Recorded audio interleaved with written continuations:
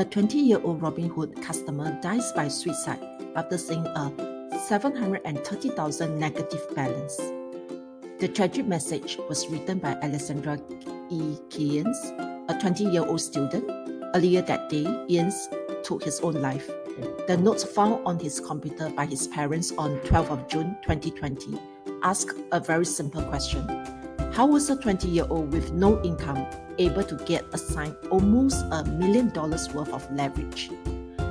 Like so many others, Ian took up stock investing during the pandemic, signing up with millennial-focused brokerage firm Robinhood, which offers commission-free trading, a fun and easy-to-use mobile app, and even awards new customers free shares of stocks. As the COVID-19 stock market swung widely, Ian had begun experimenting trading options. His final note says that he has no clue what he was doing. In fact, a screenshot from Ian's mobile phone reveals that his account has a negative 730,165 cash balance displayed in red.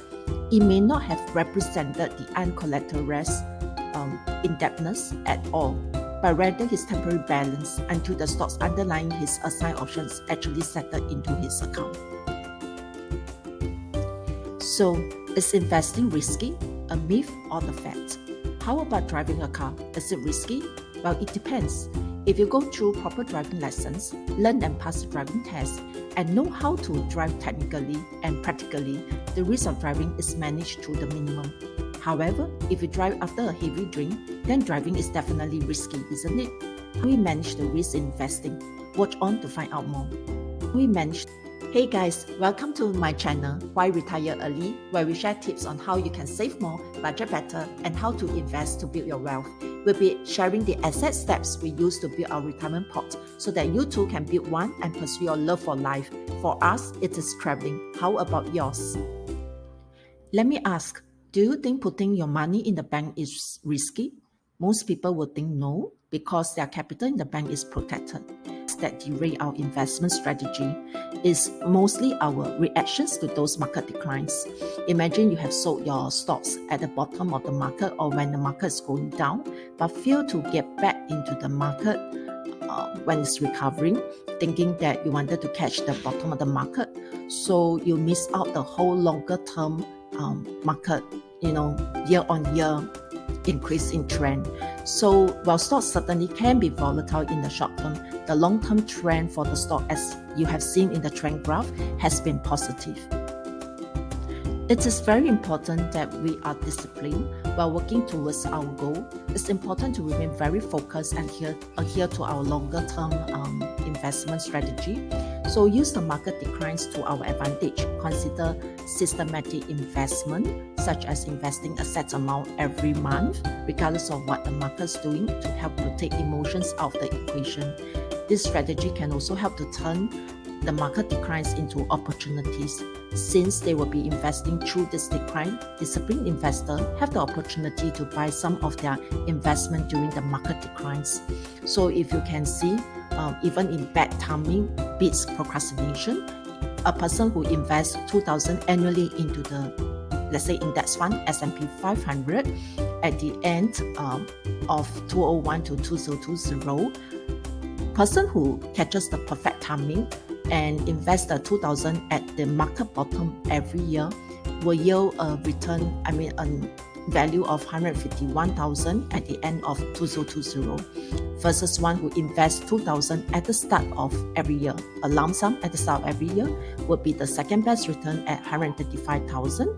And for one who does a DCA, the average dollar cost averaging, investing $167.67 every month will yield a return or a total of $134,800 at the end of 2020.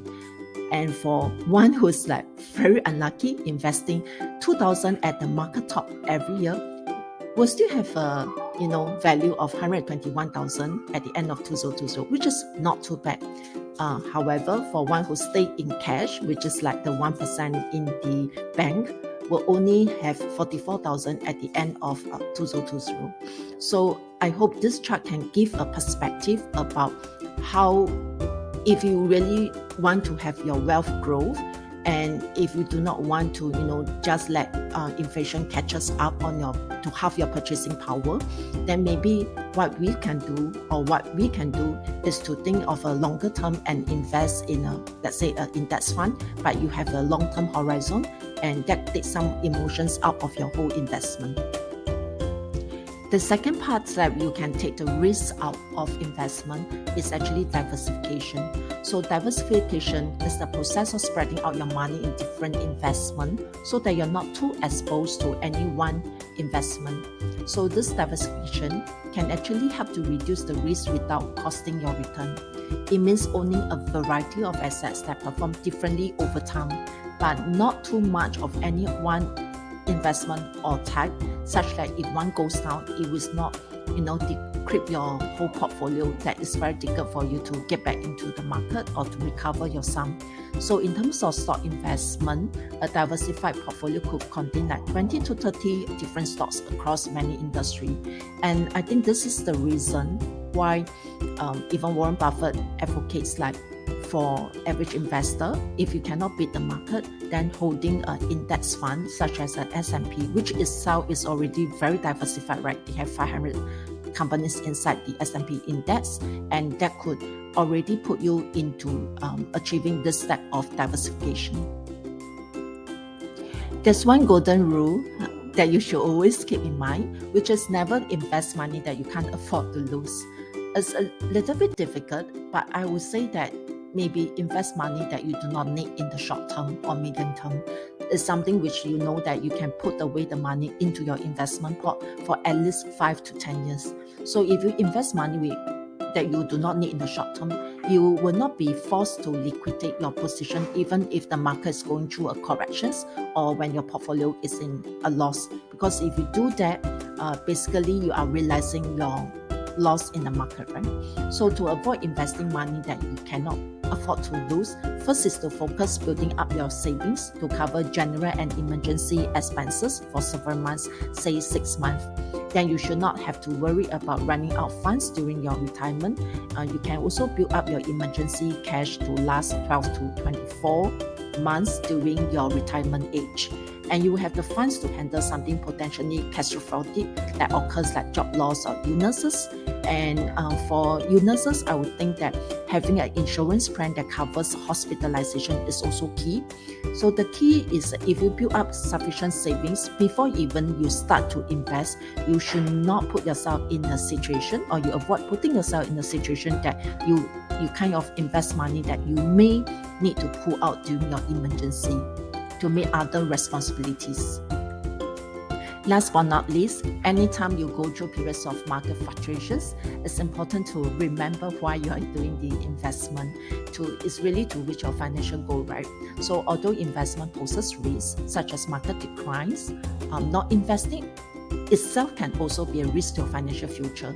So the key is to finding a balance, taking on an appropriate amount of risk, investing an amount that you do not need in the short term and medium term, and to ensure that you have enough growth potential to reach your longer term goals, such as building a retirement pot that you can withdraw at 3% or 4% annually to fund your retirement living expenses. So I do hope this video is useful to you. I've come to the end of my video, and I hope you have learned something today. If you have benefited from the video, please hit the like and subscribe button so that you can be notified once the next video is out. We will also appreciate if you can share our videos, and so that more friends can learn how to plan their financial journey. And we'll see you in the next video. Thanks, bye.